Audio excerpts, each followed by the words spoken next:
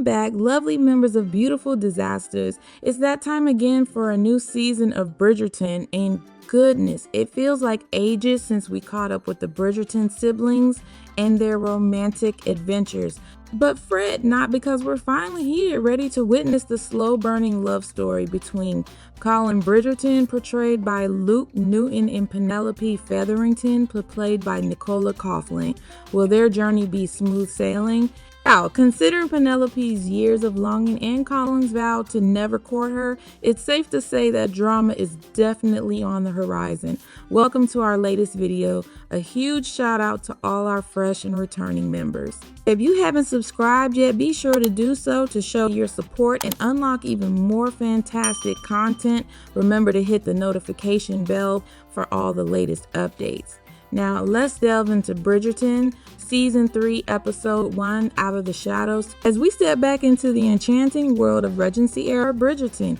After a 2-year hiatus, wherever we are, Lady Whistledown, voiced by the iconic Julie Andrews, is sure to follow, and she reappears in town with a twinkle in her eye. Pleased to witness the entire London society once again captivated by her scandalous Colin. Despite the rift caused by Penelope's alter ego, Lady Whistledown, with her dear friend Eloise, played by Claudia Jessie, it's evident that Penelope's sharp wit and astute observations remain as she unveils this year's most sought-after debutante. Francesca Bridgerton, one of the debutantes, seems to be preparing for her grand presentation to Queen Charlotte. Her family, including her anxious mother Violet and her siblings Eloise, Gregory, Hyacinth, and Benedict, eagerly wait outside. However, they are puzzled by Francesca's uncharacteristic silence. Just when they start to wonder, Anthony and Kate arrive, hand in hand, and Kate proposes a theory. If everyone is gathered here and they can hear someone playing the piano down the hall, then it's logical to assume that Francesca is not in her room. Their suspicions are confirmed when they discover Francesca playing in the drawing room. Despite her mother and Hyacinth's shock at her casual behavior on such an important day, Francesca brushes it off as just another ordinary day. She leads the way out of the room, leaving her family astounded. However, their shock turns to horror when Benedict points out that Francesca was playing a funeral march when they walked in. As we continue to follow the Bridgerton siblings through their social seasons, it's fascinating to observe how each sister reacts to her debut. Daphne embodies the perfect eldest daughter, while Eloise displays nothing but disdain. Hyacinth is overjoyed by her turn, but Francesca, for now, exhibits something quite rare in both shows and romance novels. Indifferent, she neither hates nor loves the experience. It holds as much excitement for her as a routine dental cleaning, or at least that's how it appears as the family sets off to present her to the queen. But as the rest of the family gets ready to head to court, there's one Bridgerton who seems to have disappeared. Daphne, played by Phoebe Dynevor, and Simon, played by Reggie Jean Page, are probably enjoying their time at Clivedon, their lovely home. However, fear not, for the adventurous Colin Bridgerton, played by Luke Newton, has returned to town just in the nick of time. He exudes a captivating blend of Prince Eric and a dashing pirate, causing the hearts of every young woman in the neighborhood to flutter with excitement. Ivan and Penelope can't help but watch his triumphant return from the square between their houses. The brothers all ride together to the grand presentation, and Anthony and Benedict playfully tease Colin about his newfound leading man charm, though not explicitly. Yet, Colin remains unfazed by their banter. Instead of sharing tales of his worldly travels, he maintains an air of mystery, much like those trust fund college graduates who embark on a gap year to discover themselves while backpacking across the globe. In the Grand Palace, the debutantes are gracefully introduced to the Queen, who appears to be on the verge of utter boredom. So Queen Charlotte, a Bridgerton story, beautifully portrayed Charlotte's transformation from a spirited teenager to the regal queen she is today.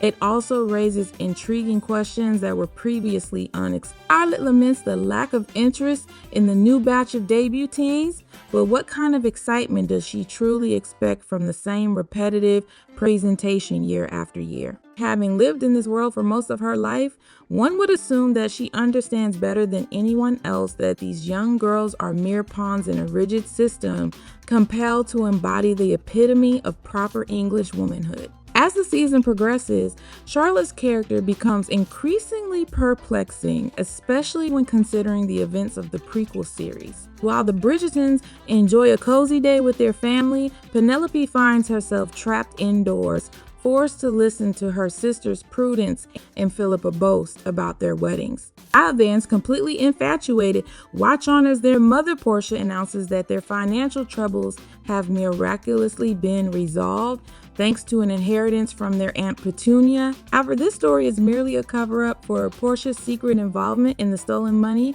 from season 2. Although this lie will surely have consequences in the future, hopefully we won't have to dwell on the Featheringtons' financial woes as much as we did in the previous season. Meanwhile, the Featherington women attend a garden party held in the Queen's honor, although the Queen herself is absent.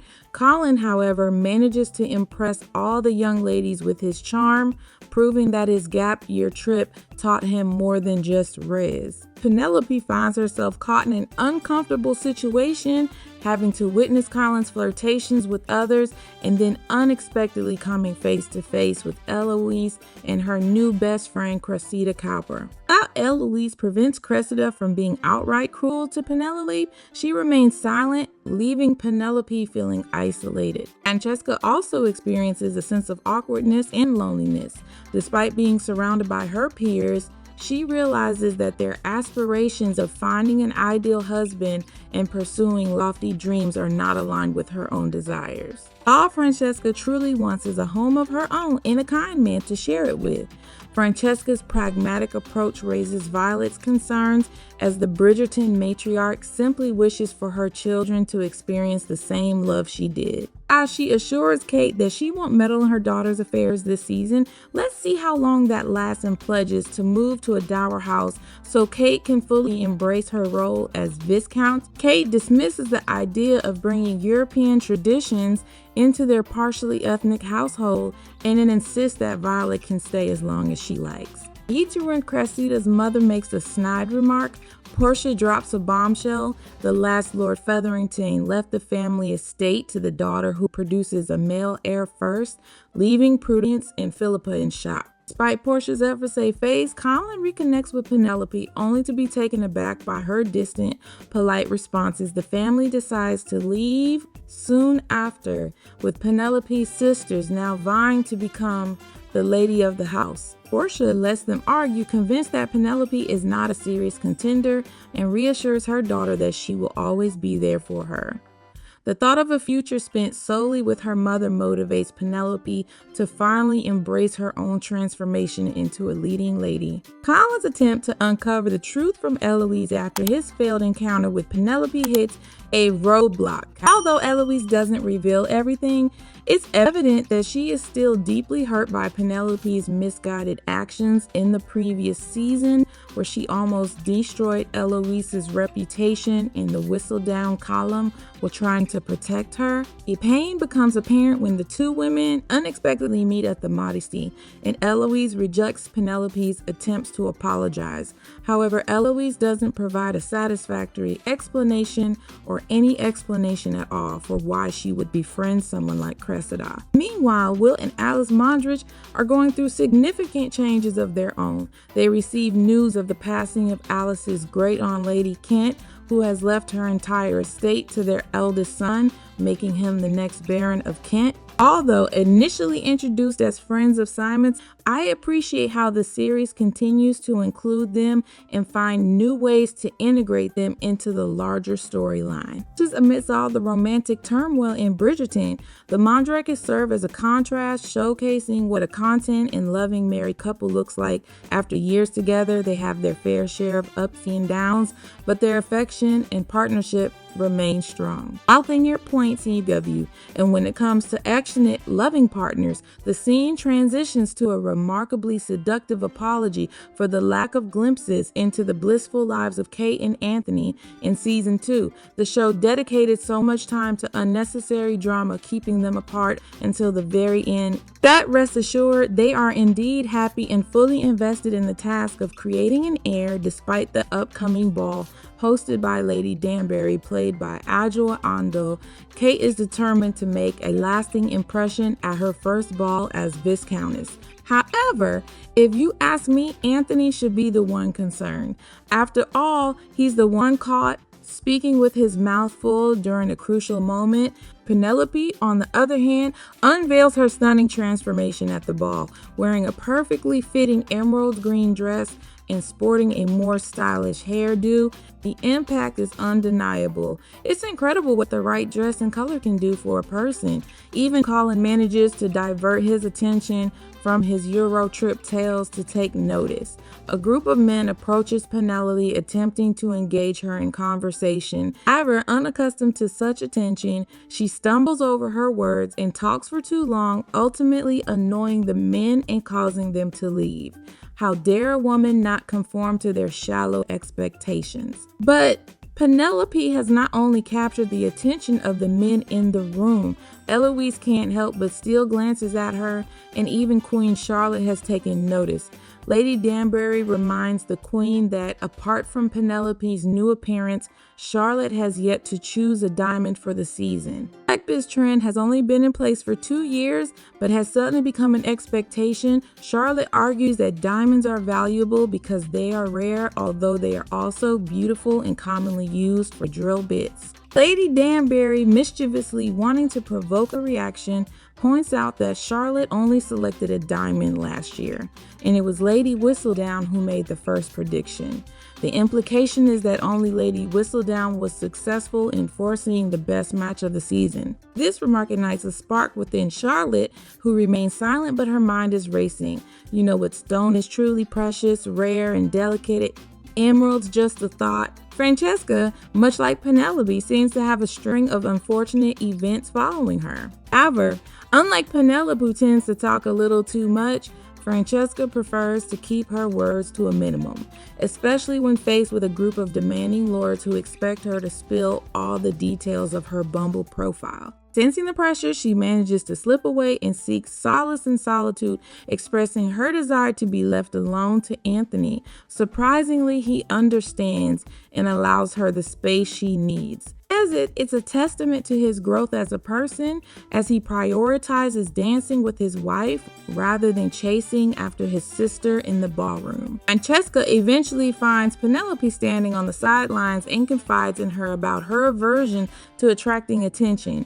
Penelope acknowledges the difficulty of such a situation for someone from a family that naturally draws notice. However, she advises Francesca not to become a wallflower and reminds her that she's fortunate to have the attention in the first place.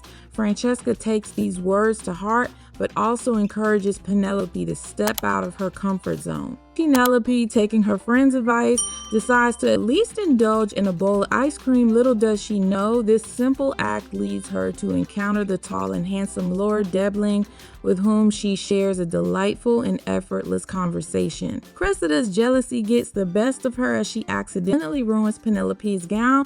Lord Debling steps in to help, while Cressida mocks the fabric. Despite shopping at the same store, Cressida's taunts are hypocritical given her own fashion choices. Eloise looks embarrassed, but Penelope storms out before any apologies can be made. Colin finds Penelope crying outside and tries to comfort her with a compliment. Surprisingly, his charm doesn't work on her like it does on others. Penelope rejects his offer for a chaperone, asserting her independence as a single woman. And the discrepancy in Penelope's age between the books and the show creates a conflict, as she is portrayed as much younger in the series. This change raises questions about the decision to keep the spinster storyline in the adaptation. Colin finally realizes that there might be an issue between him and Penelope after her outburst. She reveals that she is upset because Colin vehemently declared to everyone that he would never court her. 9000 wanting to discuss the matter privately, Colin suggests moving the conversation elsewhere, but Penelope has had enough. she decides to head home and channel her frustration into writing the next issue of Whistledown, where she holds nothing back when it comes to exposing the Bridgerton family. The following day, Portia receives a visit from Henry Dundas, the same man who brought the life-changing news to the Mondriches. He explains that his job involves overseeing lines of succession, and he has come to follow up on Portia's claim regarding the family estate. Lowry suddenly hints that he knows the document is forged and puts pressure on the Featherington women to ensure that one of them has a son before he uncovers the truth. If Mama Featherington wasn't already concerned about her daughter's reproductive abilities, she certainly is now. First two make an odd pair. Eloise seems to have forgotten about Cressida's attempts to undermine both Daphne and Penelope's families, blinded by her own loneliness. While Cressida admits to falling into society's trap of pitting young women against each other, her actions directly affected people Eloise cares about. It would be easier for Eloise to find other friends if she didn't constantly wave her "not like other girls" flag. Bridgerton may have allowed her daughters to pursue their interests, but it's frustrating to see Eloise sneer at girls who enjoy embroidery, one of the few hobbies available to them. And that she claims to be the only one who notices the competition among girls, but the truth is the other girls have friends. Eloise only has one. Hopefully this season will delve deeper into her character as she's becoming increasingly difficult to understand. As Anthony stumbles upon Kate engrossed in paperwork at the study in Bridgerton house, he realizes it's the perfect opportunity to whisk her away to their bedroom and continue their quest for an heir. However, before he can make his move, Kate surprises him with a suggestion.